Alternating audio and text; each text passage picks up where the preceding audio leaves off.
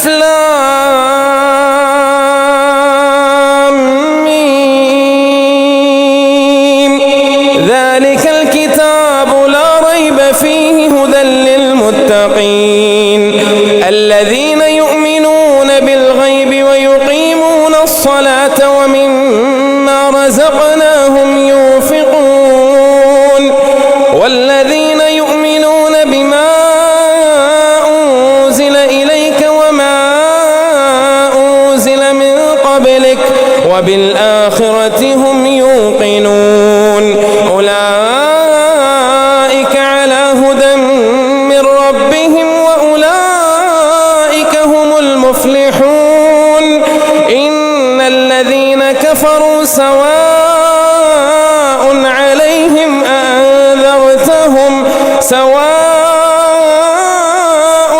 عليهم أأنذرتهم أم لم تنذرهم لا يؤمنون ختم الله على قلوبهم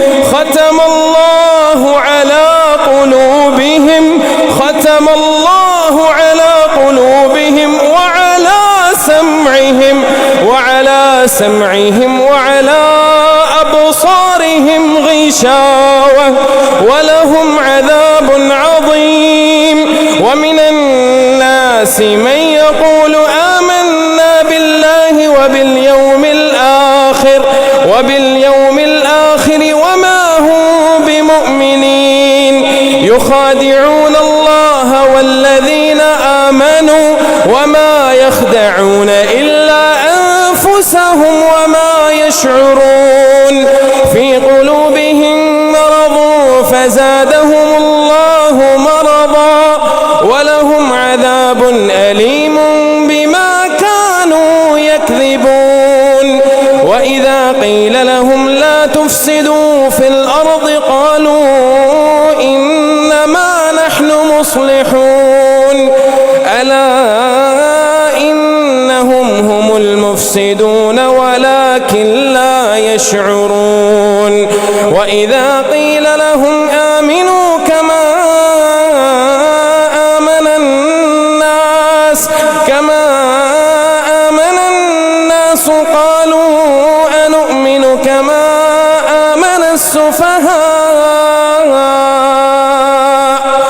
ألا إنهم هم السفهاء ولكن لا يعلمون وإذا لقوا الذين آمنوا قالوا آمنا وإذا خلوا إلى شياطينهم قالوا إنا معكم إنما نحن مستهزئون الله يستهزئ بهم ويمدهم في طغيانهم يعمهون أولئك الذين اشتروا الضلالة بالهدى فما ربحت تجارتهم وما كانوا مهتدين مثلهم كمثل الذي استوقد نارا فلما أضاءت ما حوله ذهب الله بنورهم وتركهم في ظلمات لا يبصرون صم بكم عمي فهم لا يرجعون أو كصيب من السماء فيه ظلمات ورعد وبرق يجعلون أصابعهم في آذانهم من الصواعق حذر الموت والله محيط بالكافرين يكاد البرق يخطف أبصارهم كلما أضاء لهم مشوا فيه وإذا أظلم عليهم قاموا ولو شاء الله لذهب بسمعهم وأبصارهم إن الله على كل شيء قدير يا أيها الناس اعبدوا ربكم الذي خلقكم أيها الناس اعبدوا ربكم الذي خلقكم والذين من قبلكم لعلكم تتقون الذي جعل لكم الأرض فراشا والسماء بناء وأنزل من السماء ماء فأخرج به من الثمرات رزقا لكم فلا تجعلوا لله أندادا وأنتم تعلمون وإن كنتم في ريب مما نزلنا على عبدنا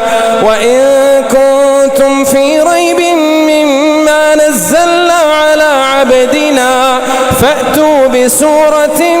من مثله وادعوا شهداءكم من دون الله إن كنتم صادقين فإن لم تفعلوا ولا تفعلوا فاتقوا النار التي وقودها الناس والحجارة أعدت للكافرين وبشر الذين آمنوا وعملوا الصالحات أن لهم جنات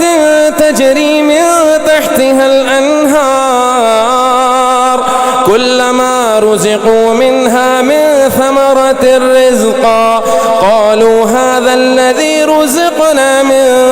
قبل وأتوا به متشابها ولهم فيها أزواج مطهرة وهم فيها خالدون إن الله لا يستحيي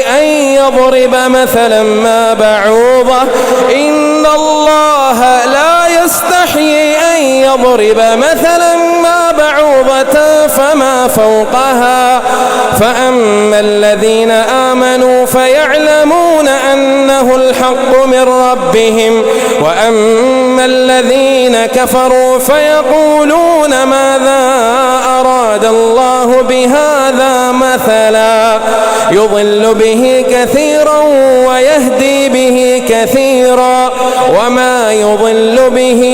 إلا الفاسقين الذين ينقضون عهد الله من بعد ميثاقه ويقطعون ما أمر الله به أن يوصل ويفسدون في الأرض أولئك هم الخاسرون كيف تكفرون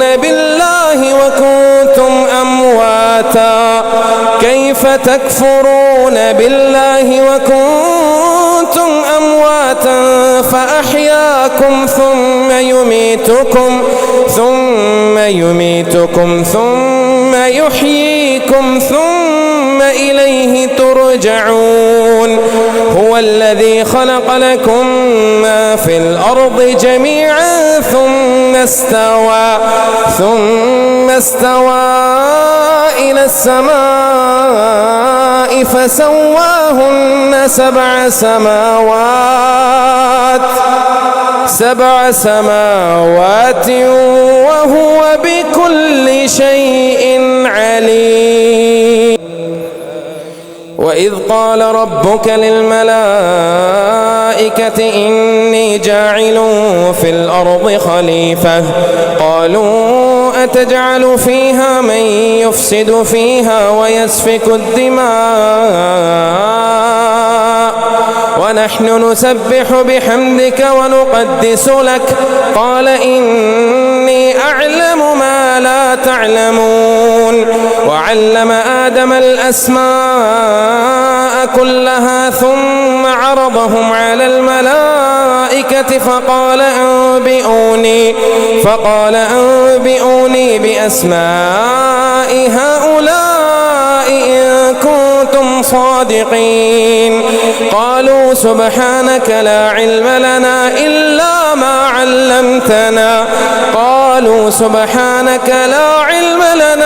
إلا ما علمتنا إنك أنت العليم الحكيم. قال يا آدم أنبئهم بأسمائهم. فلما أنبأهم بأسمائهم قال ألم أقل لكم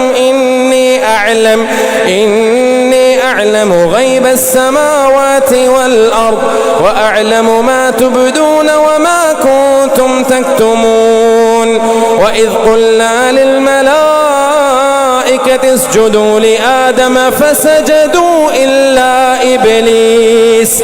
أبى واستكبر وكان من الكافرين. وقلنا يا آدم اسكن أنت وزوجك الجنة وكلا منها رغدا حيث شئتما ولا تقربا هذه الشجرة فتكونا من الظالمين. فأزلهما الشيطان عنها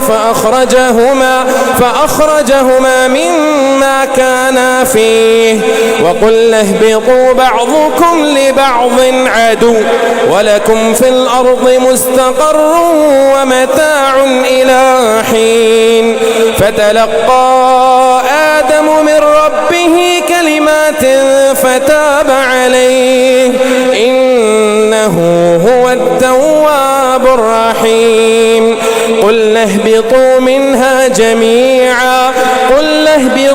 منها جميعا فإما يأتينكم مني هدى فمن تبع هداي فلا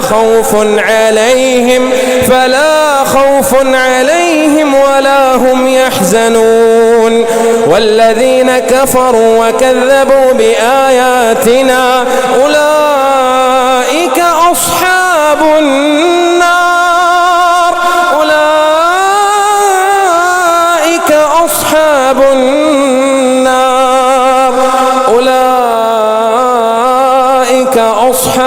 النار هم فيها خالدون. يا بني إسرائيل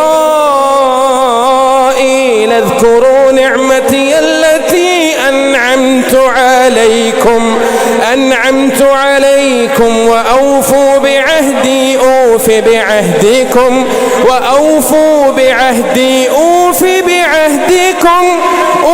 بعهدكم وإياي فارهبون. وآمنوا بما أنزلت مصدقا لما معكم ولا تكونوا أول كافر به ولا تشتروا بآياتي ثمنا قليلا وإياي فاتقون. ولا تلبسوا الحق بالباطل وتكتموا الحق وأنتم تعلمون. وأقيموا الصلاة وآتوا الزكاة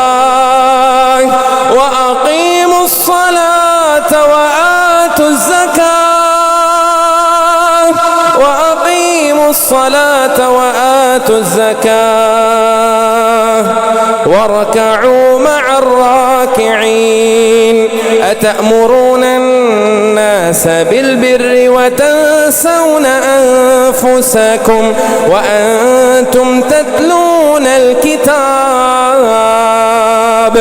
أفلا تعقلون. واستعينوا بالصبر والصلاة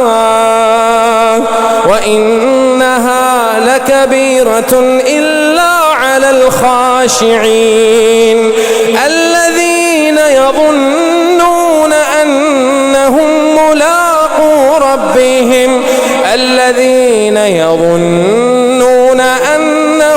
ملاقو ربهم وأنهم إليه راجعون.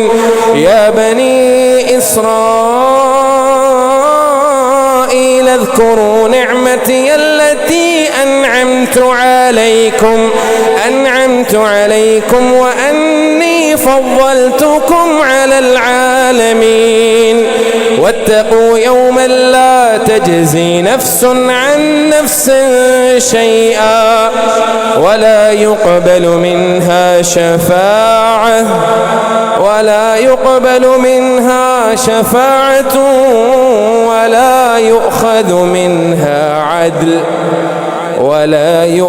منها عدل ولا هم ينصرون. وإذ نجيناكم من آل فرعون يسومونكم سوء العذاب يذبحون أبناءكم ويستحيون نساءكم وفي ذلكم بلاء من ربكم عظيم. وإذ فرقنا بكم البحر فأنجيناكم وأغرقنا آل فرعون وأنتم تنظرون. وإذ وعدنا موسى 40 ليلة ثم اتخذتم العجل من بعده وأنتم ظالمون ثم عفونا عنكم من بعد ذلك لعلكم تشكرون. وإذ آتينا موسى الكتاب والفرقان لعلكم تهتدون. وإذ قال موسى لقومه يا قوم إنكم ظلمتم أنفسكم باتخاذكم العجل فتوبوا إلى بارئكم فاقتلوا أنفسكم ذلكم خير لكم عند بارئكم فتاب عليكم إنه هو التواب الرحيم. وإذ قلتم يا موسى لن نؤمن لك حتى نرى الله جهرة فأخذتكم الصاعقة وأنتم تنظرون ثم بعثناكم من بعد موتكم لعلكم تشكرون. وظللنا عليكم الغمام وأنزلنا عليكم المن والسلوى كلوا من طيبات ما رزقناكم وما ظلمونا ولكن كانوا أنفسهم يظلمون. وإذ قلنا ادخلوا هذه القرية فكلوا منها حيث شئتم رغدا وادخلوا الباب سجدا وقولوا حطة نغفر لكم خطاياكم وسنزيد المحسنين. فبدل الذين ظلموا قولا غير الذي قيل لهم فأنزلنا على الذين ظلموا رجزا من السماء بما كانوا يفسقون. وإذ استسقى موسى لقومه فقل اضرب بعصاك الحجر فانفجرت منه 12 عينا قد علم كل أناس مشربهم كلوا واشربوا من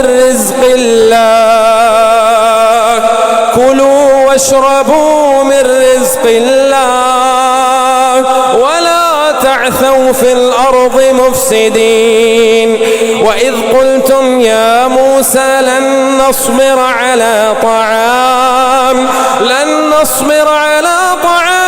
واحد فادع لنا ربك يخرج لنا مما تنبت الأرض من بقلها وقثائها وفومها وعدسها وبصلها قال أتستبدلون الذي هو أدنى بالذي هو خير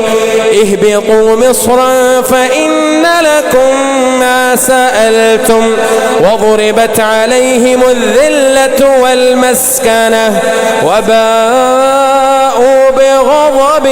من الله ذلك بأنهم كانوا يكفرون بآيات الله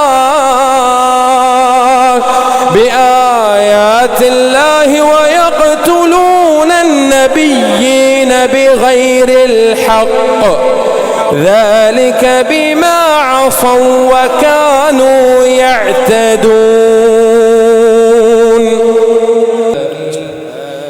إن الذين آمنوا والذين هادوا والنصارى والصابئين من آمن بالله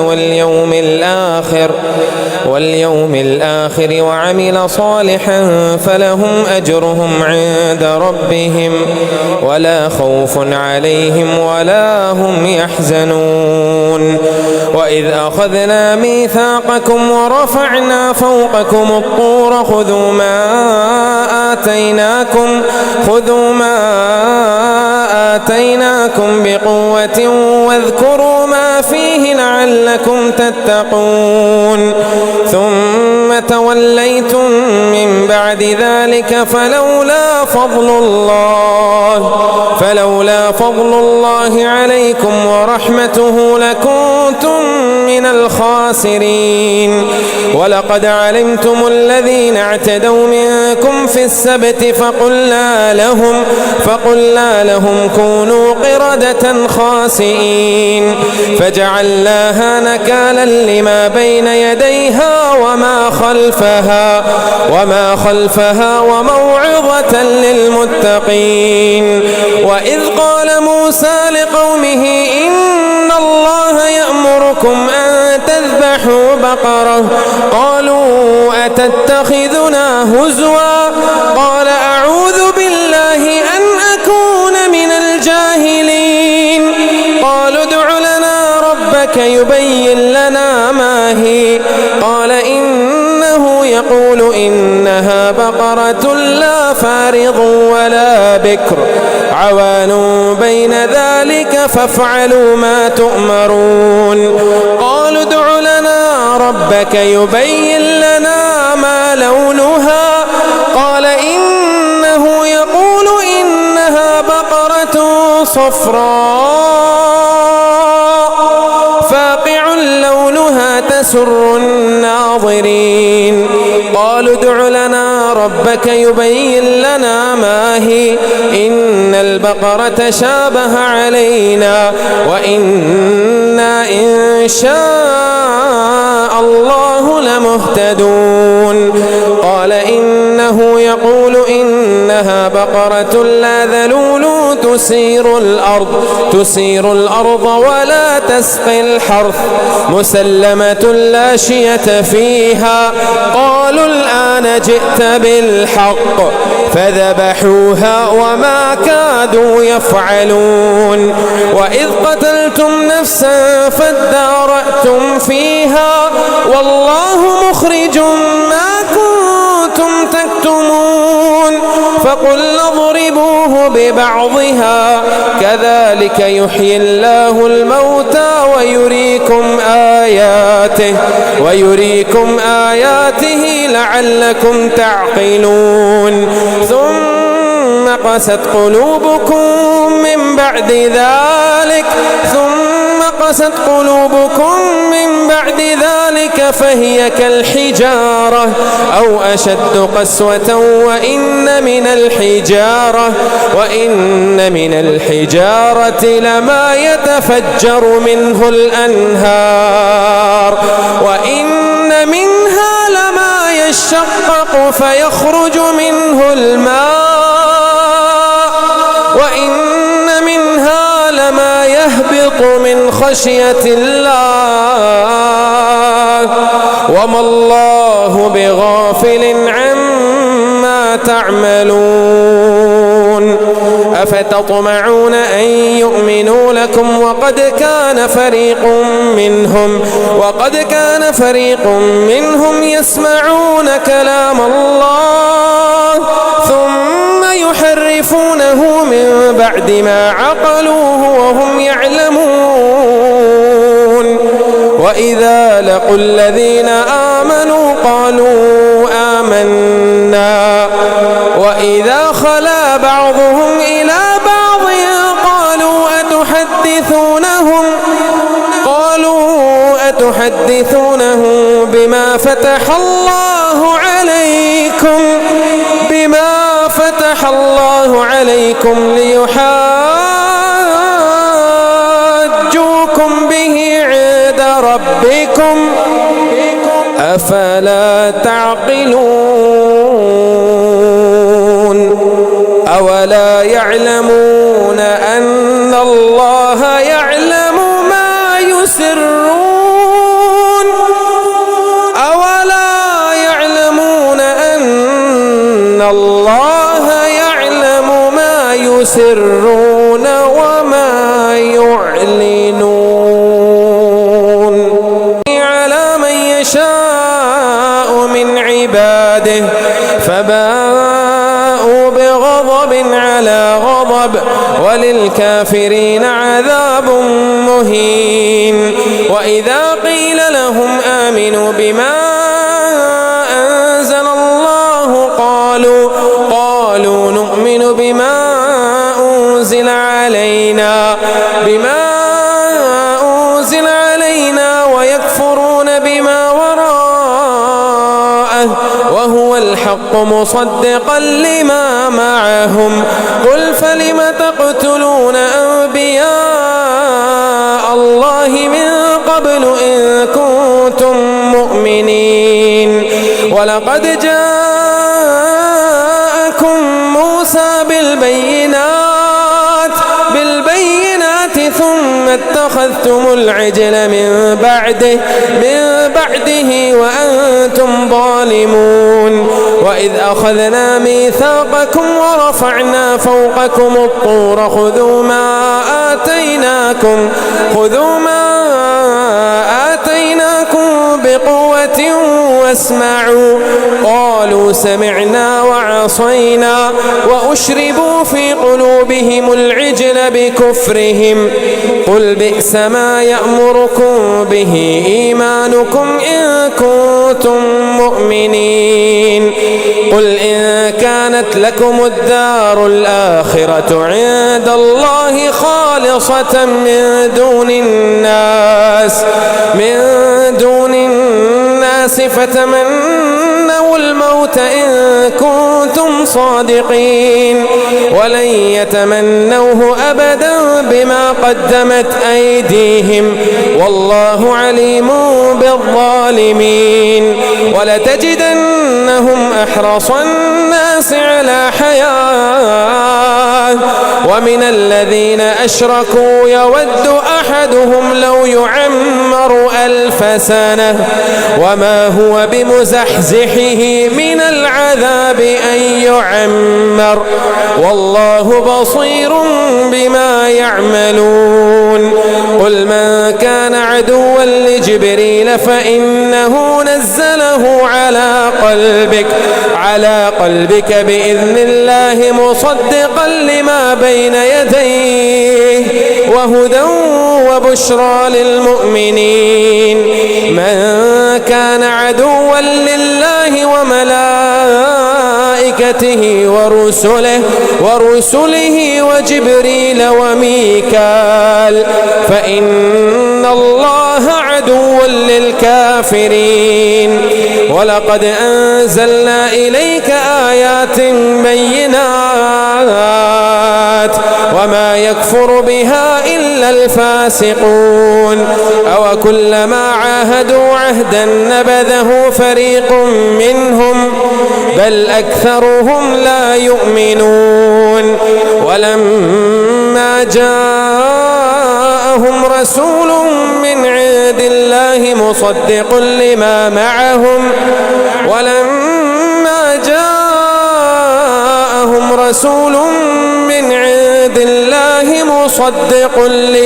معهم نبذ فريق من الذين أوتوا كتاب الله وراء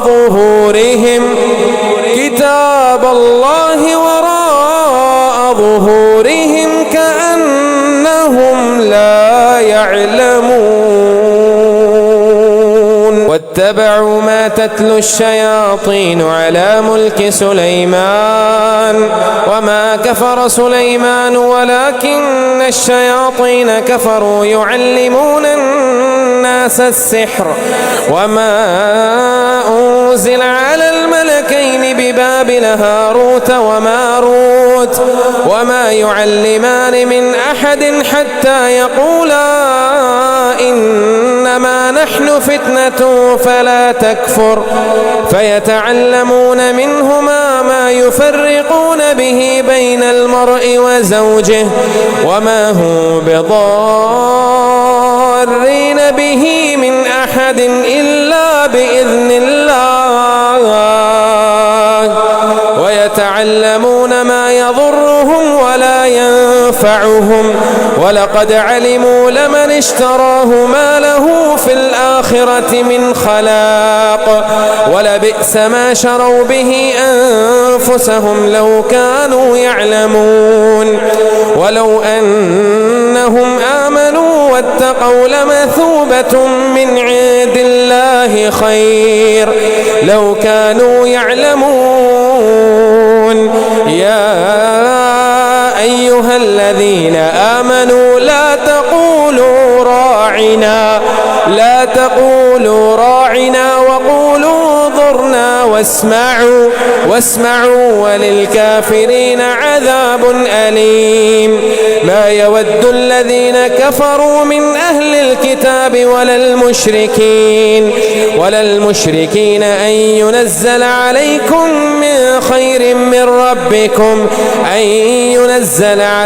من خير من ربكم والله يختص برحمته من يشاء والله ذو الفضل العظيم ما ننسخ من آية أو ننسها نأت بخير منها أو مثلها ألم تعلم أن الله على كل شيء قدير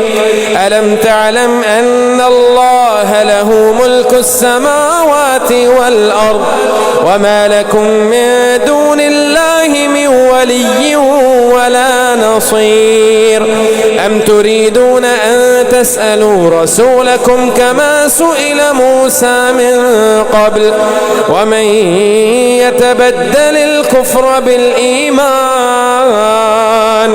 فقد ضل سواء السبيل ود كثير من أهل الكتاب لو يردونكم من بعد إيمانكم كفارا حسدا من عند أنفسهم من بعد ما تبين لهم الحق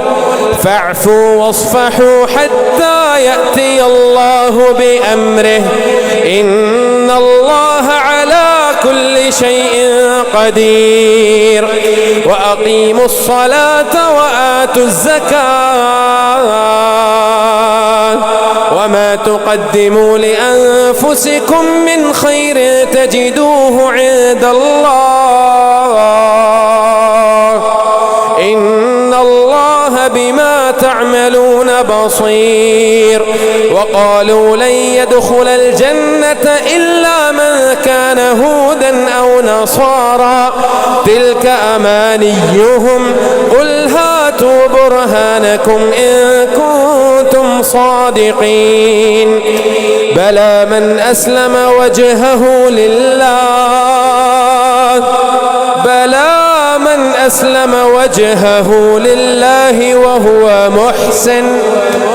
وهو محسن فله أجره عند ربه ولا خوف عليهم ولا هم يحزنون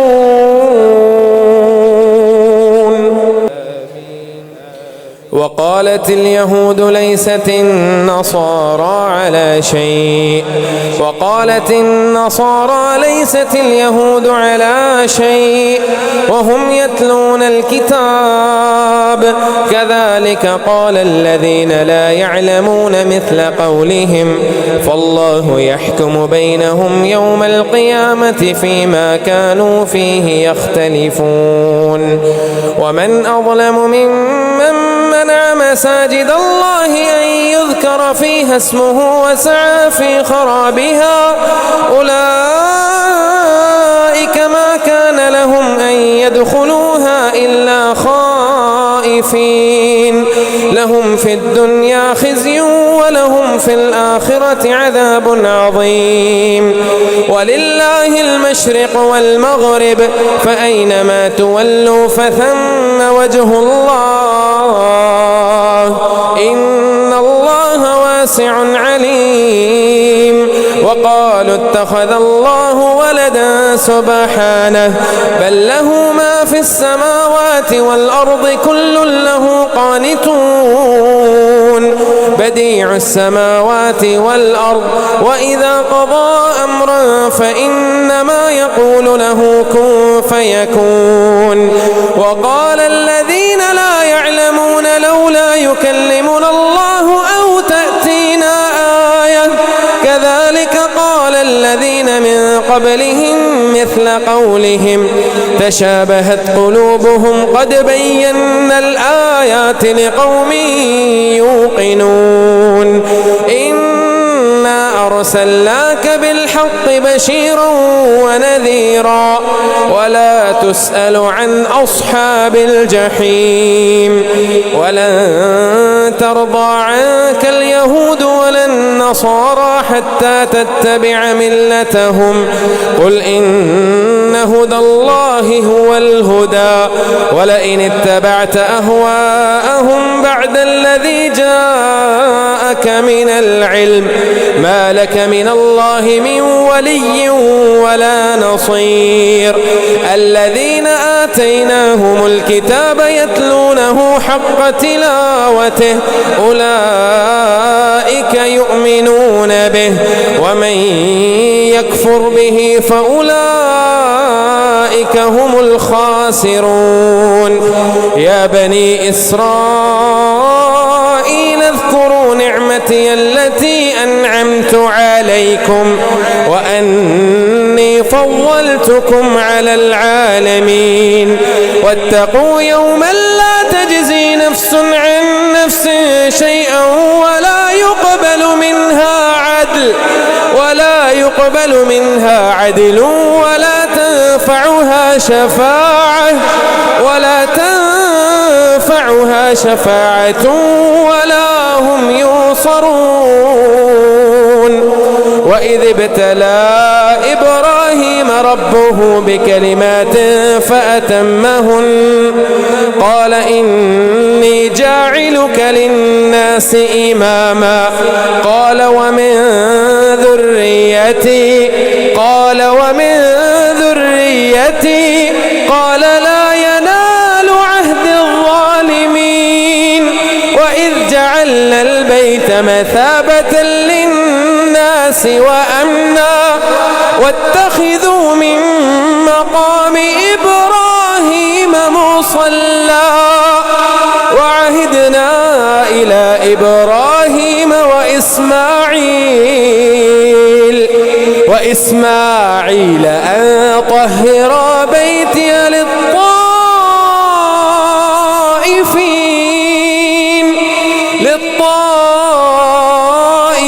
والعاكفين والركع السجود وإذ قال إبراهيم رب اجعل هذا بلدا آمنا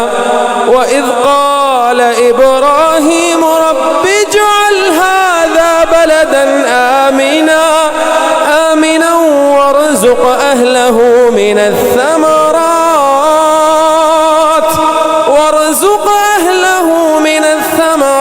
من آمن منهم بالله واليوم الآخر النار فأمتعه قليلا ثم أضطره إلى عذاب النار وبئس المصير.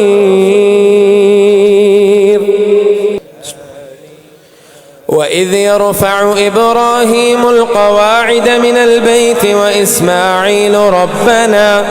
ربنا تقبل منا إنك أنت السميع العليم ربنا وجعلنا مسلمين لك ومن ذريتنا أمة مسلمة لك وأرنا مناسكنا وتب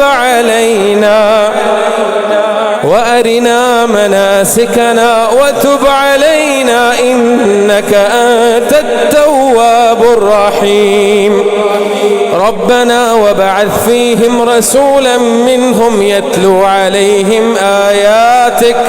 ويعلمهم الكتاب والحكمة ويزكيهم إنك أنت العزيز الحكيم. ومن يرغب عن ملة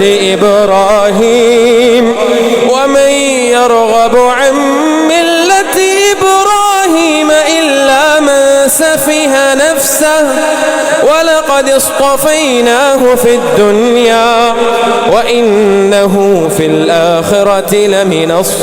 الصالحين. إذ قال له ربه أسلم قال أسلمت لرب العالمين. ووصى بها إبراهيم بنيه ويعقوب يا بني إن الله اصطفى لكم الدين فلا تموتن إلا وأنتم مسلمون. أم كنتم شهداء إذ حضر يعقوب الموت إذ قال لبنيه ما تعبدون من بعدي قالوا نعبد إلهك وإله آبائك إبراهيم وإسماعيل وإسحاق إلها واحدا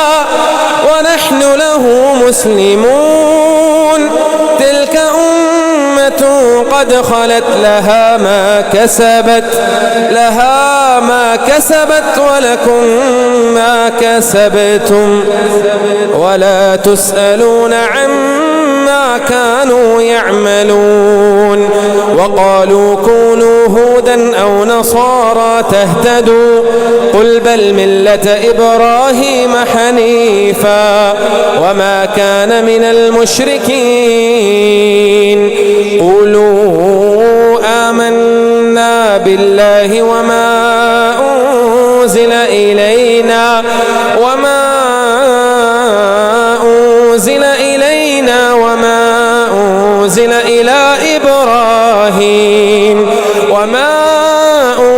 إلى إبراهيم وإسماعيل وإسحاق ويعقوب والأسباط وما أوتي موسى وعيسى وما أوتي النبيون من ربهم لا نفرق بين أحد منهم ونحن له مسلمون. فإن آمنوا بمثل ما آمنتم به فقد اهتدوا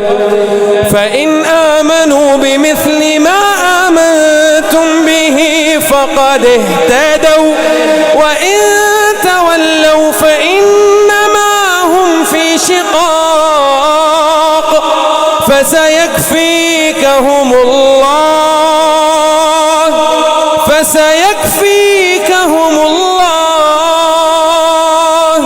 وهو السميع العليم. صبغة الله ومن أحسن من الله صبغة ونحن له عابدون. قل أتحاجوننا يحاجوننا في الله وهو ربنا وربكم ولنا أعمالنا ولكم أعمالكم ونحن له مخلصون أم تقولون إن إبراهيم وإسماعيل وإسحاق أم تقولون إن إبراهيم وإسماعيل وإسحاق ويعقوب والأسباط كانوا هودا أو نصارى قل أنتم أعلم أم الله ومن أظلم ممن كتم شهادة عنده من الله وما الله بغافل عما تعملون تلك أمة قد خلت لها ما كسبت ولكم ما كسبتم ولا تسألون عما كانوا يعملون سيقول السفهاء من الناس ما ولاهم عن قبلتهم التي كانوا عليها قل لله المشرق والمغرب يهدي من يشاء إلى صراط مستقيم وكذلك جعلناكم أمة وسطا لتكونوا شهداء على الناس ويكون الرسول عليكم شهيدا وما جعلنا القبلة التي كنت عليها إلا لنعلم من يتبع الرسول ممن ينقلب على عقبيه وإن كانت لكبيرة إلا على الذين هدى الله وما كان الله ليضيع إيمانكم إن الله بالناس لرؤوف رحيم قد نرى تقلب وجهك في السماء فلنولينك قبلة ترضاها فول وجهك شطر المسجد الحرام وحيث ما كنتم فولوا وجوهكم شطره وإن الذين أوتوا الكتاب ليعلمون أنه الحق من ربهم وما الله بغافل عما يعملون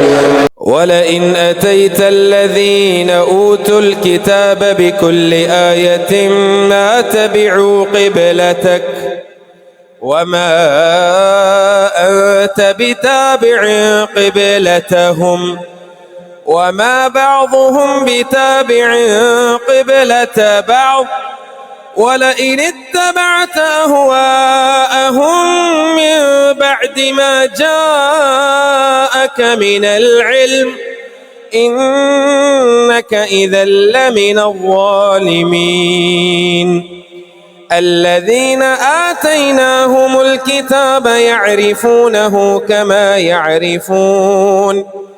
كما يعرفون أبناءهم وإن فريقا منهم ليكتمون الحق وهم يعلمون الحق من ربك فلا تكونن من الممترين ولكل وجهة هو موليها فاستبقوا الخيرات أينما تكونوا يأت بكم الله جميعا إن الله على كل شيء قدير ومن حيث خرجت فول وجهك شطر المسجد الحرام وإنه للحق من ربك وما الله بغافل عما تعملون ومن حيث خرجت فول وجهك شطر المسجد الحرام وحيث ما كنتم فولوا وجوهكم شطره لئلا يكون للناس عليكم حجة إلا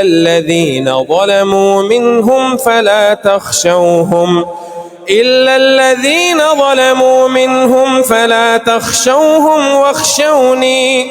ولأتم نعمتي عليكم ولعلكم تهتدون كما أرسلنا فيكم رسولا منكم يتلو عليكم آياتنا ويزكيكم ويعلمكم الكتاب والحكمة ويعلمكم ما لم تكونوا تعلمون فاذكروني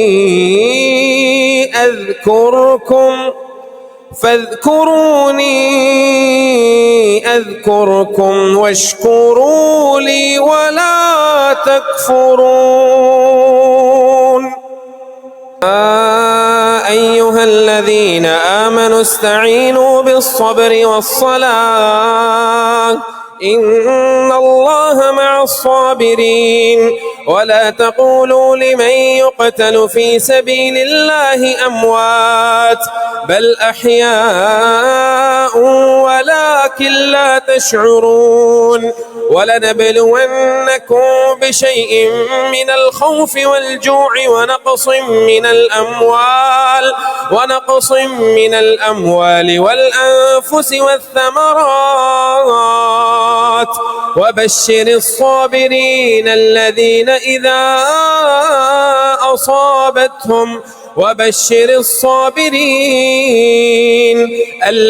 إذا أصابتهم مصيبة قالوا إنا لله وإنا إليه راجعون أولئك عليهم صلوات من ربهم ورحمة وأولئك هم المهتدون إن الصفا والمروة من شعائر الله فمن حج البيت أو اعتمر فلا جناح عليه أن يطوف بهما ومن تطوع خيرا فإن الله شاكر عليم إن الذين يكتمون ما أنزلنا من البينات والهدى من بعد ما بيناه للناس في الكتاب أولئك يلعنهم الله ويلعنهم اللاعنون إلا الذين تابوا وأصلحوا وبينوا فأولئك أتوب عليهم وأنا التواب الرحيم إن الذين كفروا وماتوا وهم كفار أولئك عليهم لعنة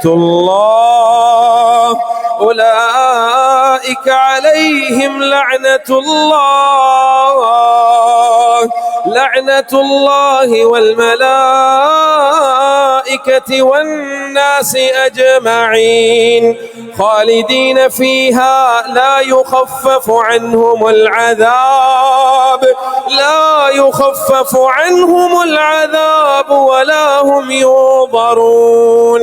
وإلهكم إله واحد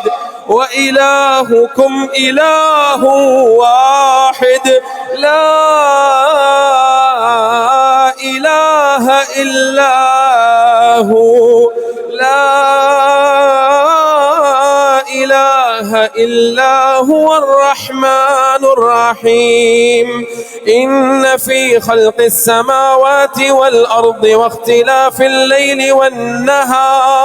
والنهار والفلك التي تجري في البحر بما ينفع الناس وما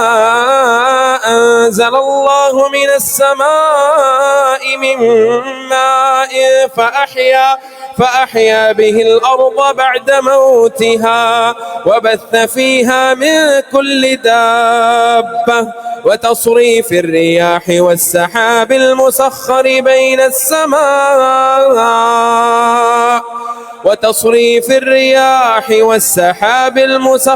بين السماء والأرض لآيات لقوم يعقلون. ومن الناس من يتخذ من دون الله أندادا يحبونهم كحب الله والذين آمنوا أشد حبا لله ولو يرى الذين ظلموا إذ يرون العذاب أن القوة لله جميعا وأن الله شديد العذاب إذ تبرأ الذين اتبعوا من الذين اتبعوا ورأوا العذاب وتقطعت بهم الأسباب وقال الذين اتبعوا لو أن لنا كرة فنتبرأ منهم كما تبرأوا منا كذلك يريهم الله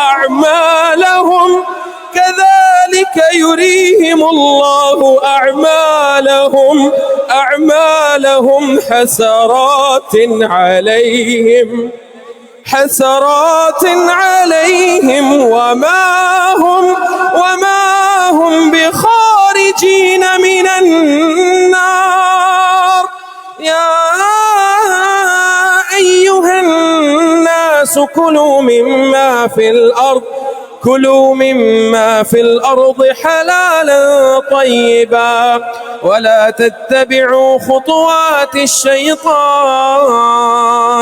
إنه لكم عدو مبين. إنما يأمركم بالسوء والفحشاء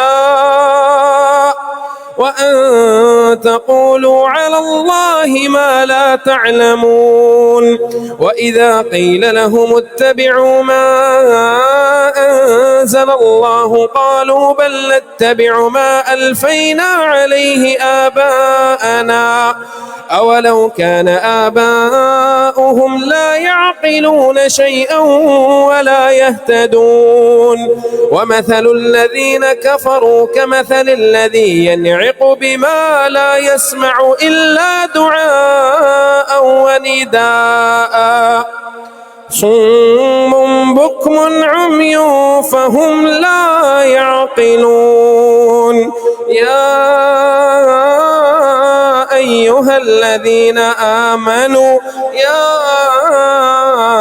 أيها الذين آمنوا كلوا من طيبات ما رزقناكم واشكروا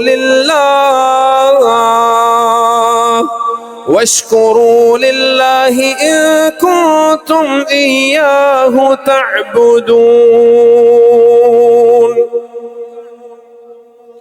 إنما حرم عليكم الميتة والدم ولحم الخنزير وما أهل به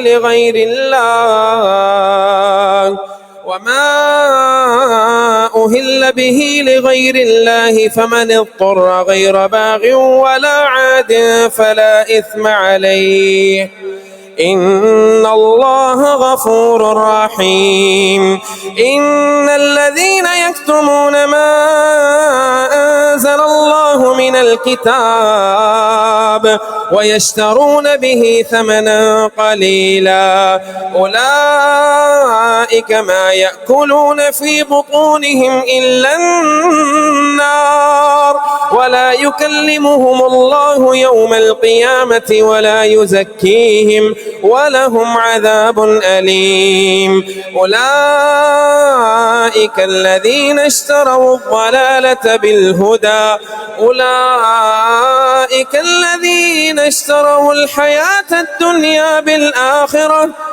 أولئك الذين اشتروا الضلالة بالهدى والعذاب بالمغفرة فما أصبرهم على النار ذلك بأن الله نزل الكتاب بالحق وإن الذين اختلفوا في الكتاب لفي شقاق بعيد ليس البر أن تولوا وجوهكم قبل المشرق والمغرب ولكن البر من آمن بالله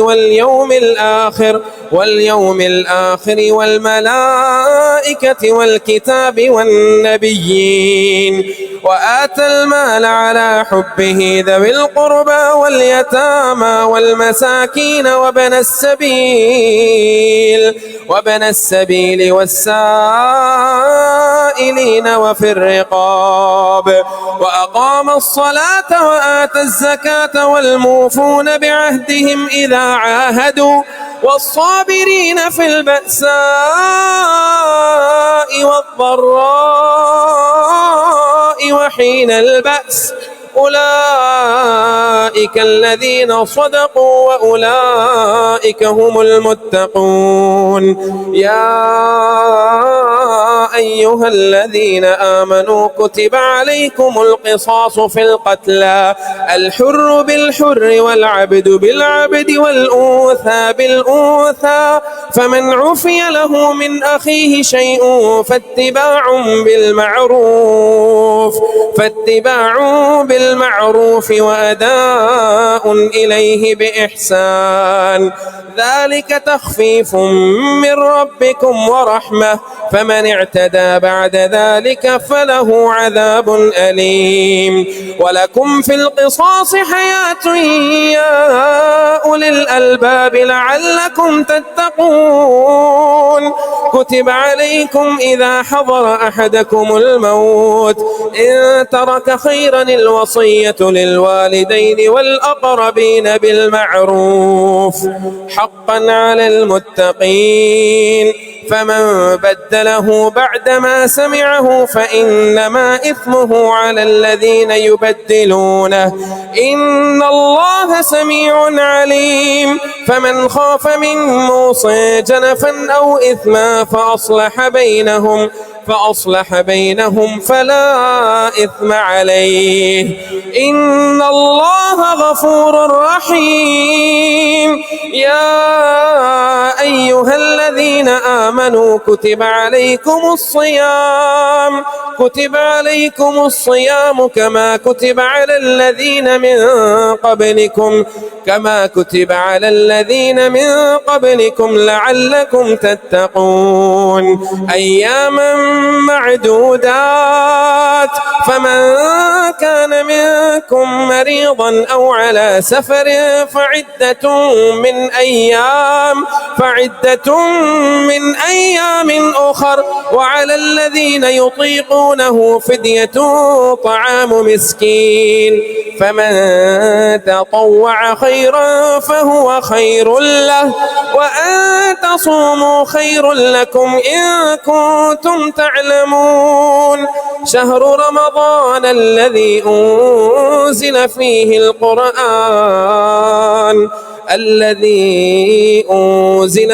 القرآن هدى للناس وبينات من الهدى والفرقان فمن شهد منكم الشهر فليصمه ومن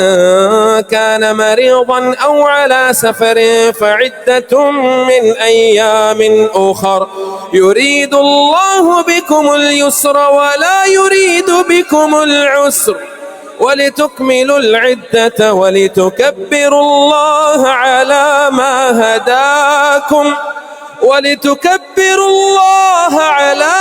هداكم ولعلكم تشكرون. وإذا سألك عبادي عني فإني قريب وإذا سألك عبادي عني فإني قريب أجيب دعوة الداع إذا دعان فليستجيبوا لي وليؤمنوا بي لعلهم يرشدون. أحل لكم ليلة الصيام الرفث إلى نسائكم هن لباس لكم وأنتم لباس لهن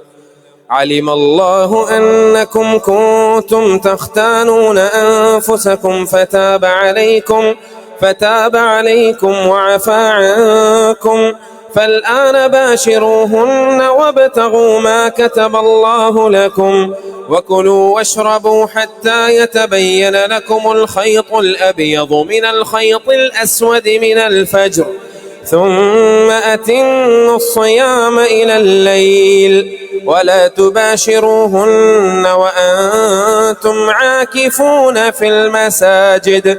تلك حدود الله فلا تقربوها كذلك يبين الله آياته للناس لعلهم يتقون. ولا تأكلوا أموالكم بينكم بالباطل وتدلوا بها إلى الحكام لتأكلوا فريقا من أموال الناس بالإثم وأنتم تعلمون. يسألونك عن الأهلة قل هي مواقيت للناس والحج وليس البر بأن تأتوا البيوت من ظهورها ولكن البر من اتقى وأتوا البيوت من أبوابها واتقوا الله لعلكم تفلحون. وقاتلوا في سبيل الله الذين يقاتلونكم ولا تعتدوا إن الله لا يحب المعتدين. واقتلوهم حيث ثقفتموهم وأخرجوهم من حيث أخرجوكم والفتنة أشد من القتل ولا تقاتلوهم عند المسجد الحرام حتى يقاتلوكم فيه فإن قاتلوكم فاقتلوهم كذلك جزاء الكافرين فإن انتهوا فإن الله غفور رحيم. وقاتلوهم حتى لا تكون فتنة ويكون الدين لله فإن انتهوا فلا عدوان إلا على الظالمين. الشهر الحرام بالشهر الحرام والحرمات قصاص فمن اعتدى عليكم فاعتدوا عليه بمثل ما اعتدى عليكم واتقوا الله واعلموا أن الله مع المتقين. وأنفقوا في سبيل الله ولا تلقوا بأيديكم إلى التهلكة وأحسنوا إن الله يحب المحسنين. وأتموا الحج والعمرة لله فإن أحسرتم فما استيسر من الهدي ولا تحلقوا رؤوسكم حتى يبلغ الهدي محله فمن كان منكم مريضا أو به أذى من رأسه ففدية من صيام أو صدقة أو نسك فإذا أمنتم فمن تمتع بالعمرة إلى الحج فما استيسر من الهدي فمن لم يجد فصيام 3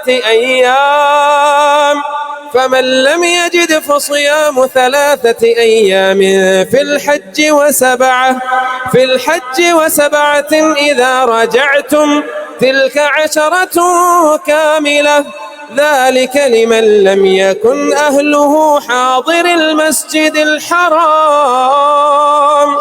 واتقوا الله واعلموا أن الله شديد العقاب. الحج أشهر معلومات، فمن فرض فيهن الحج فلا رفث ولا فسوق ولا جدال في الحج، وما تفعلوا من خير يعلمه الله، وتزودوا فإن خير الزاد التقوى، واتقون يا أولي الألباب.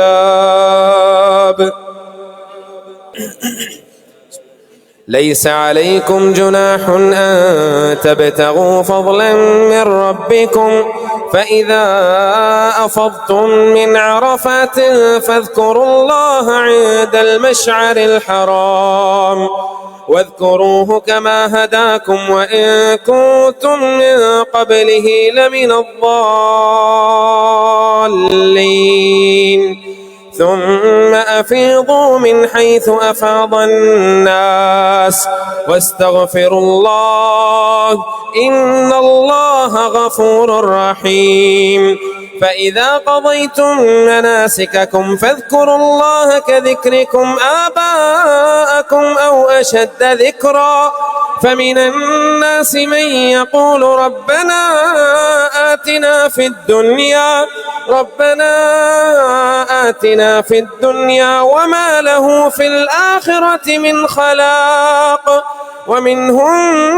من يقول ربنا آتنا في الدنيا حسنة ومنهم من يقول ربنا آتنا في الدنيا حسنة وفي الآخرة حسنة وقنا عذاب النار. أولئك لهم نصيب مما كسبوا والله سريع الحساب. واذكروا الله في أيام معدودات، فمن تعجل في يومين فلا إثم عليه، ومن تأخر فلا إثم عليه لمن اتقى. واتقوا الله واعلموا أنكم إليه تحشرون. ومن الناس من يعجبك قوله في الحياة الدنيا ويشهد الله على ما في قلبه وهو ألد الخصام، وإذا تولى سعى في الأرض ليفسد فيها ويهلك الحرث والنسل والله لا يحب الفساد. وإذا قيل له اتق الله أخذته العزة بالإثم فحسبه جهنم ولبئس المهاد. ومن الناس من يشري نفسه ابتغاء مرضات الله والله رؤوف بالعباد. يا أيها الذين آمنوا ادخلوا في السلم كافة ولا تتبعوا خطوات الشيطان إنه لكم عدو مبين. فإن زللتم من بعد ما جاءتكم البينات فاعلموا أن الله عزيز حكيم. هل ينظرون إلا أن يأتيهم الله في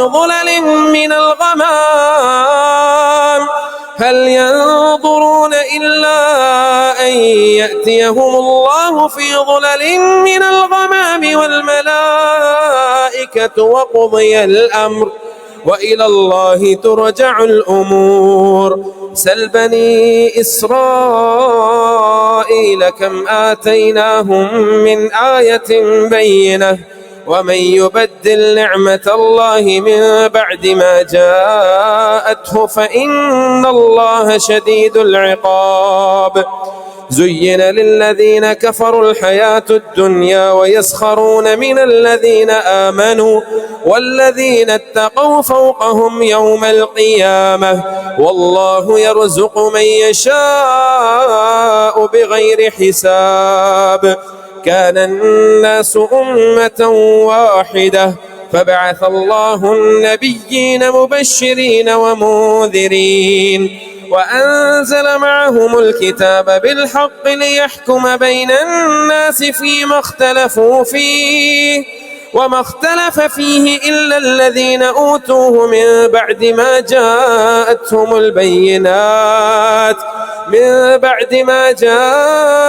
البينات بغيا بينهم فهدى الله الذين آمنوا لما اختلفوا فيه من الحق بإذنه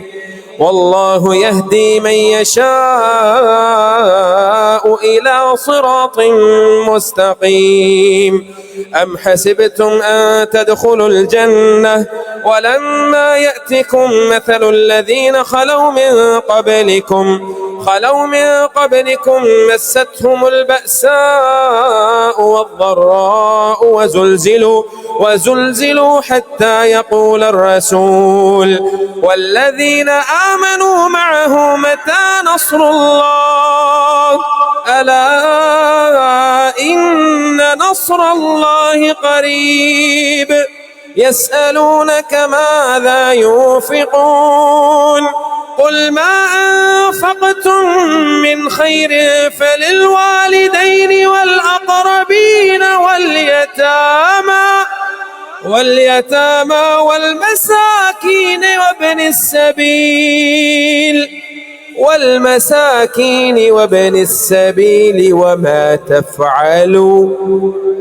وما تفعلوا من خير فإن الله به عليم. كتب عليكم القتال وهو كره لكم وعسى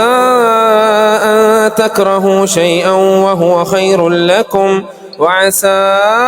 أن تحبوا شيئا وهو شر لكم والله يعلم وأنتم لا تعلمون. يسألونك عن الشهر الحرام قتال فيه قل قتال فيه كبير وصد عن سبيل الله وكفر به والمسجد الحرام وإخراج أهله منه أكبر عند الله والفتنة أكبر من القتل ولا يزالون يقاتلونكم حتى يردوكم عن دينكم إن استطاعوا ومن يرتدد منكم عن دينه فيمت وهو كافر فأولئك حبطت أعمالهم في الدنيا والآخرة وأولئك أصحاب النار هم فيها خالدون. إن الذين آمنوا والذين هاجروا وجاهدوا في سبيل الله أولئك يرجون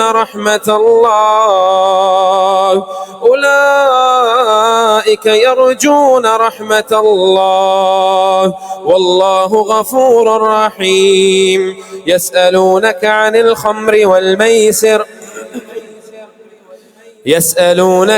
الخمر والميسر قل فيهما إثم كبير ومنافع للناس وإثمهما أكبر من نفعهما ويسألونك ماذا ينفقون قل العفو كذلك يبين الله لكم الآيات لعلكم تتفكرون في الدنيا والآخرة. ويسألونك عن اليتامى قل إصلاح لهم خير وإن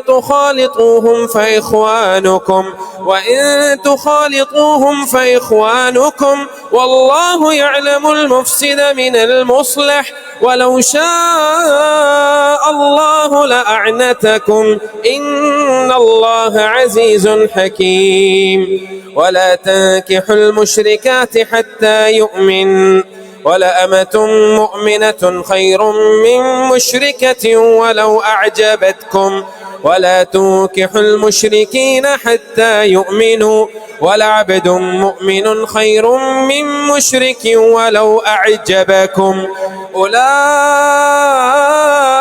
يدعون إلى النار والله يدعو إلى الجنة والمغفرة بإذنه ويبين آياته للناس لعلهم يتذكرون. ويسألونك عن المحيض قل هو أذى فاعتزلوا النساء في المحيض ولا تقربوهن حتى يطهرن فإذا تطهرن فأتوهن من حيث أمركم الله إن الله يحب التوابين ويحب المتطهرين. نساؤكم حرث لكم فأتوا حرثكم أنا شئتم وقدموا لأنفسكم واتقوا الله واعلموا أنكم ملاقوه وبشر المؤمنين. ولا تجعلوا الله عرضة لأيمانكم أن تبروا وتتقوا وتصلحوا بين الناس والله سميع عليم. لا يؤاخذكم الله باللغو في أيمانكم ولكن يؤاخذكم بما كسبت قلوبكم والله غفور حليم. للذين يؤلون من نسائهم تربص 4 أشهر فإن فاءوا فإن الله غفور رحيم وإن عزموا الطلاق فإن الله سميع عليم. والمطلقات يتربصن بأنفسهن 3 قروء ولا يحل لهن أن يكتمن ما خلق الله في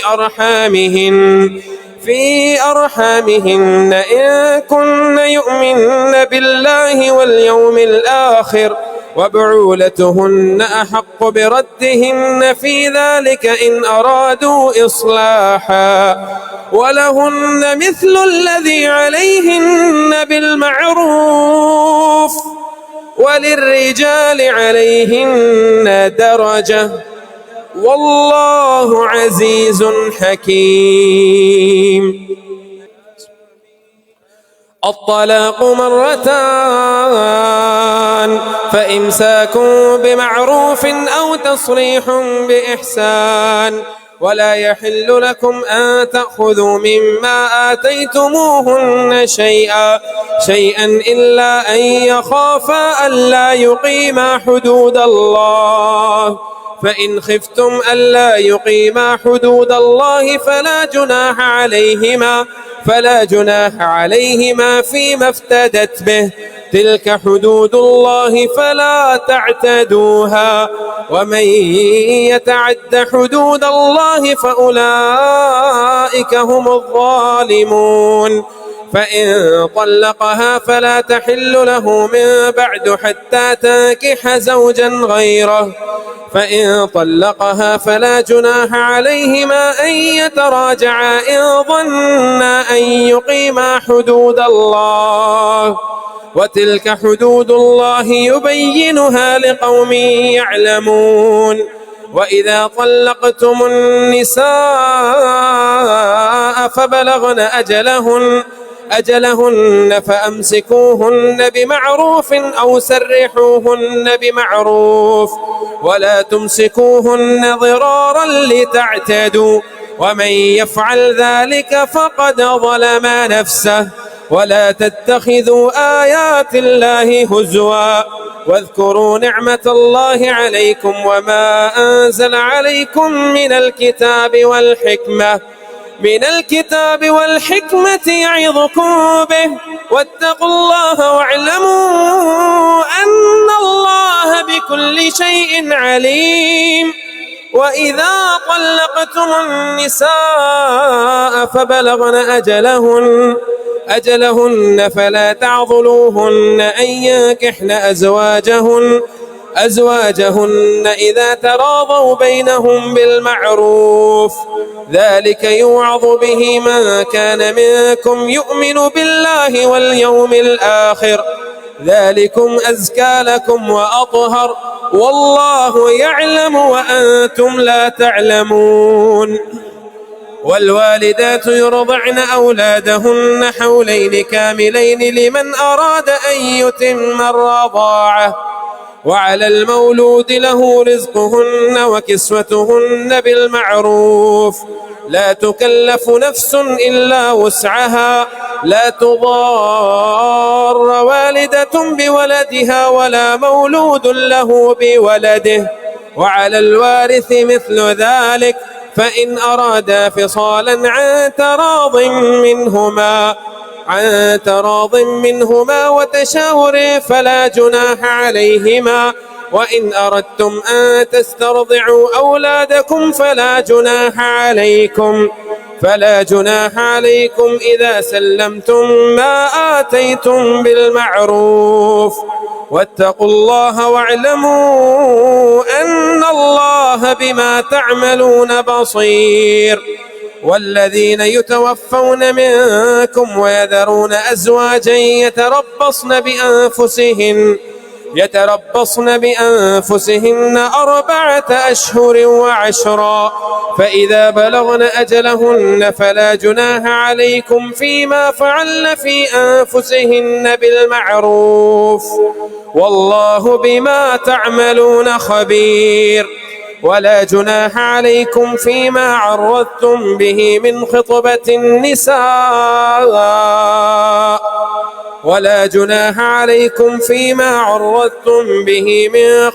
النساء أو أكننتم في أنفسكم. علم الله أنكم ستذكرونهن ولكن لا تواعدوهن سرا إلا أن تقولوا قولا معروفا، ولا تعزموا عقدة النكاح حتى يبلغ الكتاب أجله، واعلموا أن الله يعلم ما في أنفسكم فاحذروه، واعلموا أن الله غفور حليم. لا جناح عليكم إن طلقتم النساء ما لم تمسوهن أو تفرضوا لهن فريضة، ومتعوهن على الموسع قدره وعلى المقتر قدره متاعا بالمعروف حقا على المحسنين. وإن طلقتموهن من قبل أن تمسوهن وقد فرضتم لهن فريضة فنصف ما فرضتم إلا أن يعفون أو يعفو الذي بيده عقدة النكاح، وأن تعفوا أقرب للتقوى، ولا تنسوا الفضل بينكم، إن الله بما تعملون بصير. حافظوا على الصلوات والصلاة الوسطى وقوموا لله قانتين. فإن خفتم فرجالا أو ركبانا، فإذا أمنتم فاذكروا الله كما علمكم ما لم تكونوا تعلمون. والذين يتوفون منكم ويذرون أزواجا وصية لأزواجهم متاعا إلى الحول غير إخراج، فإن خرجن فلا جناح عليكم فيما فعلن في أنفسهن من معروف، والله عزيز حكيم. وللمطلقات متاع بالمعروف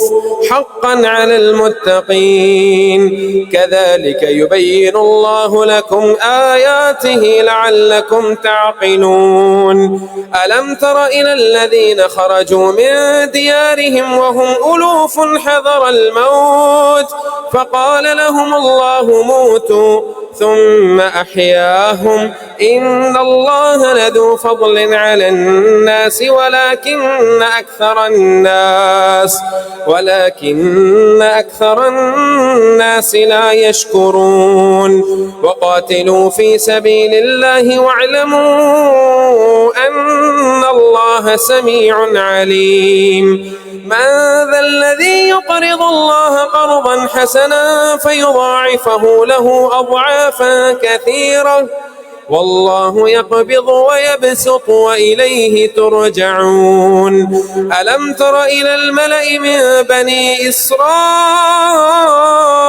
من بعد موسى إذ قالوا لنبي له ابعث لنا ملكا نقاتل في سبيل الله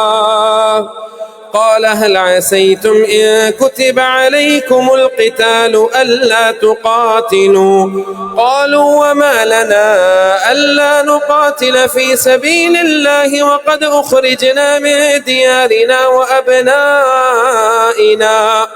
فلما كتب عليهم القتال تولوا إلا قليلا منهم والله عليم بالظالمين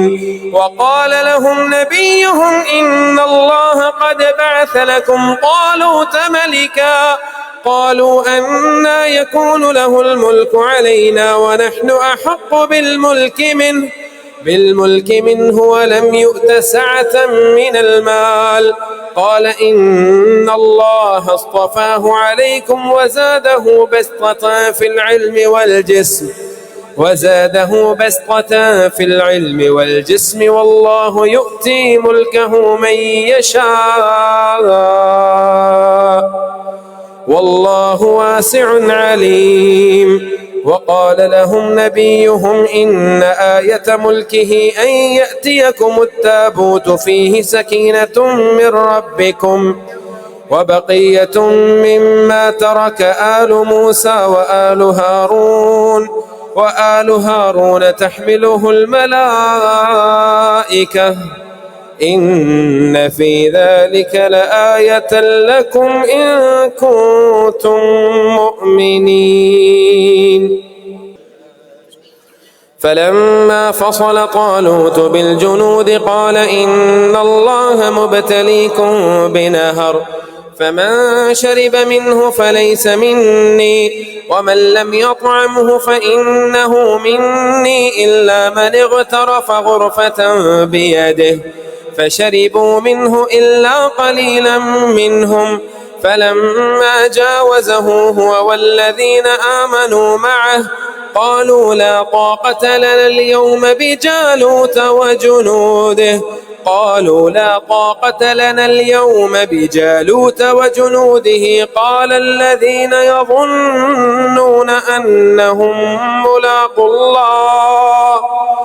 قال الذين يظنون أنهم ملاقو الله كم من فئة قليلة غلبت فئة كثيرة بإذن الله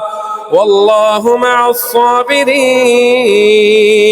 ولما برزوا لجالوت وجنوده قالوا ربنا أفرغ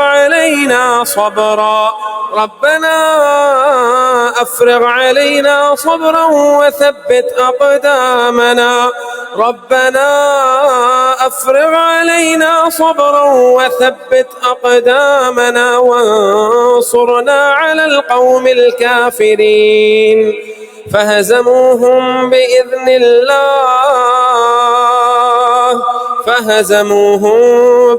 الله وقتل داود جالوت وآتاه الله الملك والحكمة وعلمه مما يشاء ولولا دفع الله الناس بعضهم ببعض لفسدت الأرض ولكن الله ذو فضل على العالمين تلك آيات الله نتلوها عليك بالحق وإنك لمن المرسلين تلك الرسل فضلنا بعضهم على بعض منهم من كلم الله ورفع بعضهم درجات وآتينا عيسى ابن مريم البينات وأيدناه بروح القدس ولو شاء الله ما اقتتل الذين من بعدهم من بعد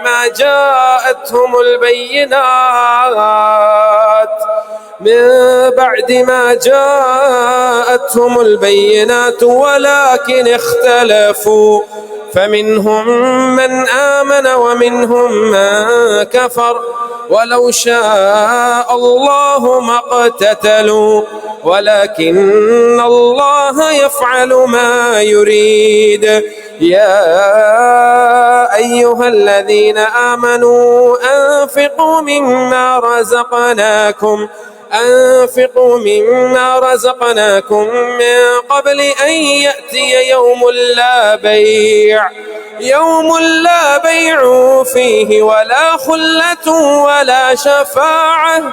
والكافرون هم الظالمون. الله لا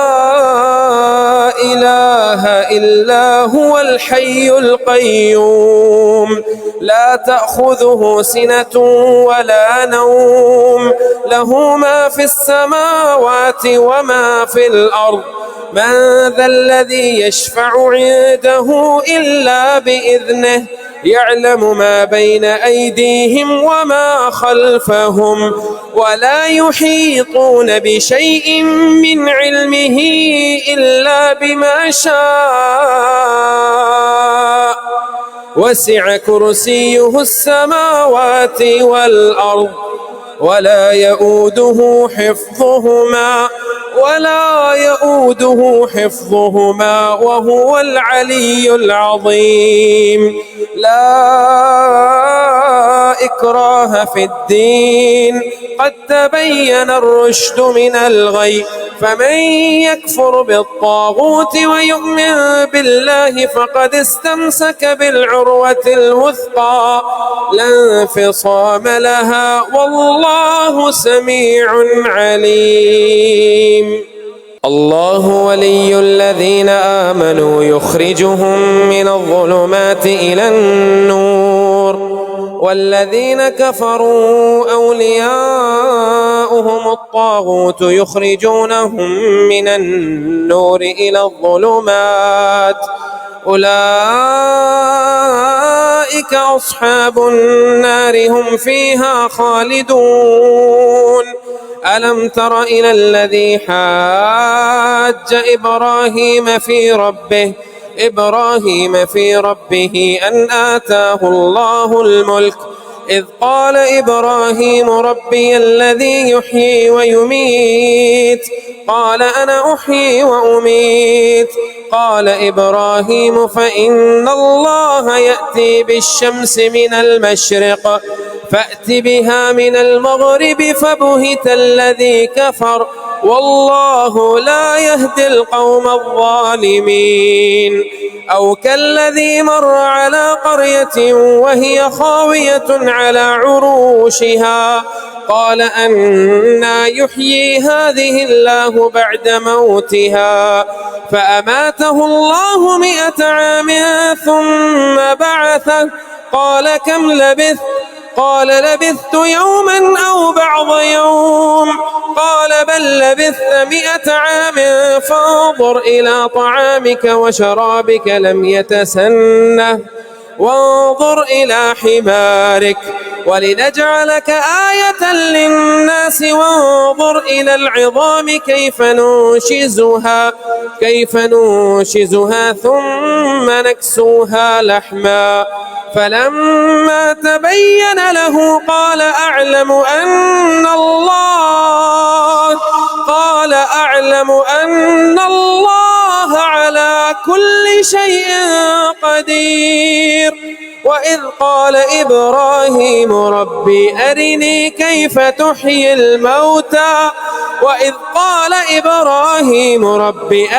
كيف تحيي الموتى قال أولم تؤمن قال بلى ولكن ليطمئن قلبي. قال فخذ 4 من الطير فصرهن إليك ثم اجعل على كل جبل منهن جزءا ثم ادعهن يأتينك سعيا واعلم أن الله عزيز حكيم. مثل الذين ينفقون أموالهم في سبيل الله كمثل حبة أنبتت 7 سنابل في كل سنبلة 100 حبة والله يضاعف لمن يشاء والله واسع عليم. الذين ينفقون أموالهم في سبيل الله ثم لا يتبعون ما أنفقوا منا ولا أذى لهم أجرهم عند ربهم ولا خوف عليهم ولا هم يحزنون. قول معروف ومغفرة خير من صدقة يتبعها أذى والله غني حليم. يا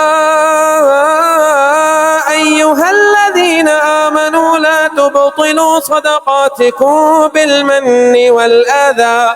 كالذي ينفق ماله رئاء الناس ولا يؤمن بالله واليوم الآخر فمثله كمثل صفوان عليه تراب فأصابه وابل فتركه صلدا لا يقدرون على شيء مما كسبوا والله لا يهدي القوم الكافرين. ومثل الذين ينفقون أموالهم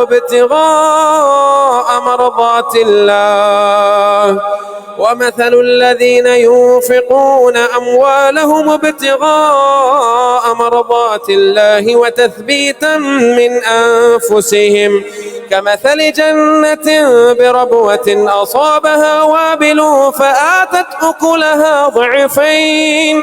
فإن لم يصبها وابل فطل والله بما تعملون بصير. أيود أحدكم أن تكون له جنة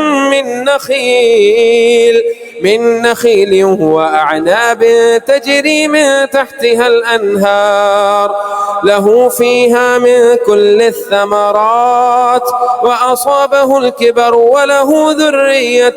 ضعفاء فأصابها إعصار فيه نار فاحترقت كذلك يبين الله لكم الآيات لعلكم تتفكرون.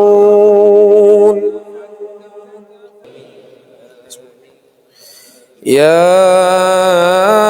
أيها الذين آمنوا أنفقوا من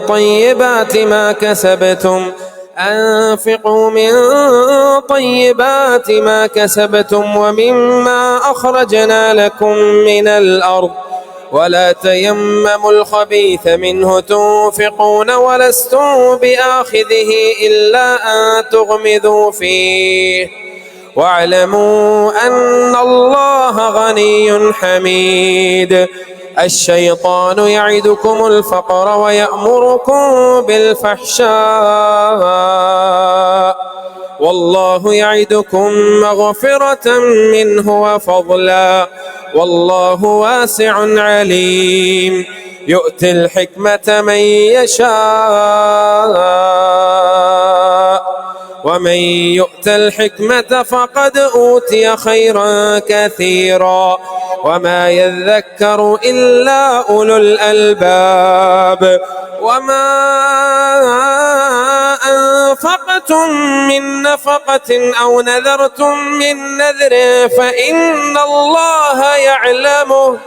وما للظالمين من أنصار. إن تبدوا الصدقات فنعما هي، وإن تخفوها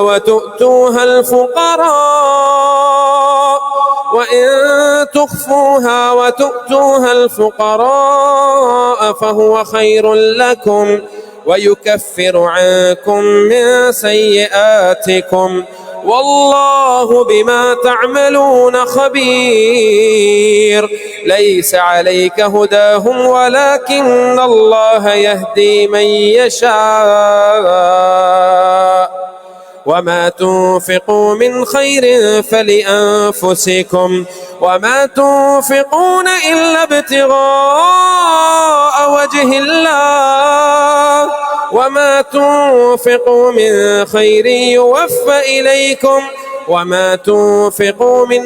يوفى إليكم وأنتم لا تظلمون. للفقراء الذين أحصروا في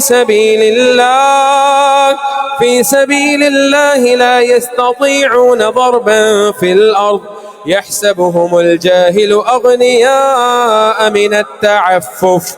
تعرفهم بسيماهم لا يسألون الناس إلحافا، وما تنفقوا من خير فإن الله به عليم. الذين ينفقون أموالهم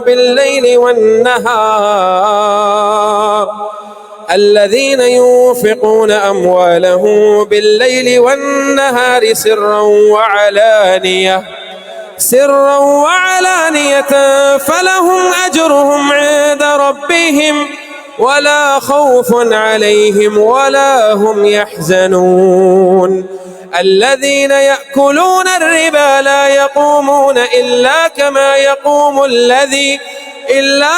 يقوم الذي يتخبطه الشيطان من المس، ذلك بأنهم قالوا إنما البيع مثل الربا وأحل الله البيع وحرم الربا، فمن جاءه موعظة من ربه فانتهى فله ما سلف وأمره إلى الله، ومن عاد فأولئك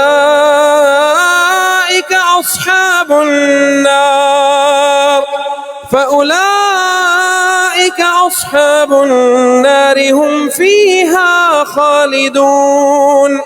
يمحق الله الربا ويربي الصدقات، والله لا يحب كل كفار أثيم. إن الذين آمنوا وعملوا الصالحات وأقاموا الصلاة وآتوا الزكاة لهم أجرهم عند ربهم ولا خوف عليهم ولا هم يحزنون. يا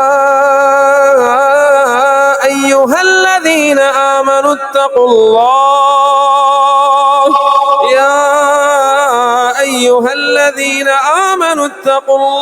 وذروا ما بقي من الربا إن كنتم مؤمنين، فإن لم تفعلوا فأذنوا بحرب من الله ورسوله، وإن تبتم فلكم رؤوس أموالكم لا تظلمون ولا تظلمون. وإن كان ذو عسرة فنظرة إلى ميسرة،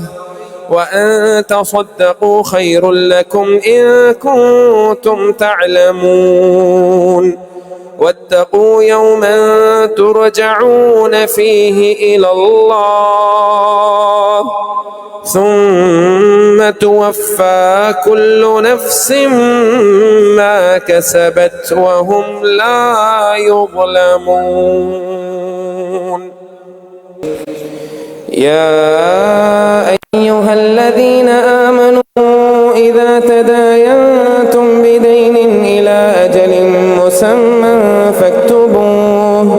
وليكتب بينكم كاتب بالعدل ولا يأب كاتب أن ليكتب كما علمه الله فليكتب وليملل الذي عليه الحق وليتق الله ربه ولا يبخس منه شيئا فإن كان الذي عليه الحق سفيها أو ضعيفا أو لا يستطيع أن يمل هو فليملل وليه بالعدل واستشهدوا شهيدين من رجالكم فإن لم يكونا رجلين فرجل وامرأتان ممن ترضون من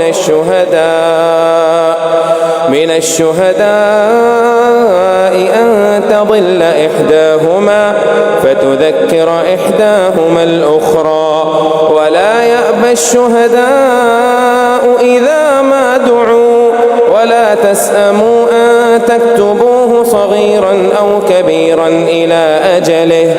ذلكم أقسط عند الله وأقوم للشهادة وأدنى ألا ترتابوا إلا أن تكون تجارة حاضرة تديرونها بينكم فليس عليكم جناح ألا تكتبوها وأشهدوا إذا تبايعتم ولا يضار كاتب ولا شهيد وإن تفعلوا فإنه فسوق بكم واتقوا الله ويعلمكم الله والله بكل شيء عليم وإن كنتم على سفر ولم تجدوا كاتبا فرهان مقبوضة فإن أمن بعضكم بعضا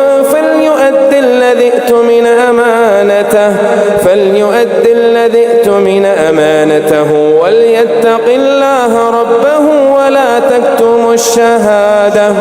ومن يكتمها فإنه آثم قلبه والله بما تعملون عليم لله ما في السماوات وما في الأرض وإن تبدوا ما في أنفسكم أو تخفوه يحاسبكم به الله فيغفر لمن يشاء ويعذب من يشاء والله على كل شيء قدير آمن الرسول بما أنزل إليه من ربه والمؤمنون كل آمن بالله وملائكته وكتبه ورسله لا نفرق بين أحد من رسله وقالوا سمعنا وأطعنا غفرانك ربنا وإليك المصير لا يكلف الله نفسا إلا